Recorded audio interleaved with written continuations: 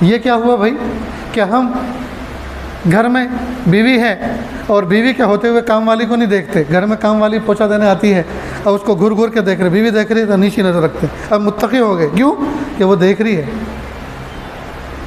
بیوی دیکھ رہی ہے، اس کو غیرت آ جائے گی، وہ غصہ کرے گی، وہ لڑے گی، کیا ہوا میرے ذریعے سے تمہاری حلال ضرورت پوری نہیں ہوتی، کام والی کی پہ مجھے چھوڑ دو، مجھے بھیج دو اپنے گھر پہ، اسی کو رکھ لو۔ اسے لگ رہا ہے کہ آگے سامنے جو ہے اس طرح کا معاملہ ہو سکتا ہے، تو بیوی کی موجود ہونے کی وجہ سے کام والی سے بد نگاہی نہیں کر رہا، اور جب وہ نہیں ہے تو گھور گھور کے دیکھ رہا ہے۔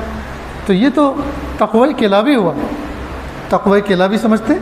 کلب کہتے ہیں عربی زبان میں کتے کو، اور تقوی جیسے میں نے بتایا تقوی یعنی بچنا، تو کتا بھی تقوی اختیار کرتا ہے۔ کیا مطلب؟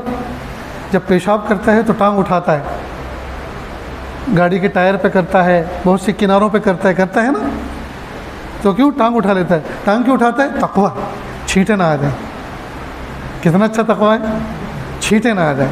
اور جب بدکاری پہ اترتا ہے تو 4 راستے پہ کرتا ہے، جی بدکاری پہ اترتا ہے، ارے بھائی اس میں تو اور زیادہ تقوی اختیار کرنے کی ضرورت ہے، کہیں آڑ لے اپنی، اللہ تعالیٰ نے جو تیرا حق رکھا ہے، تیری جو ضرورت رکھی ہے، کہیں چھپ کے وہ ضرورت پوری کر۔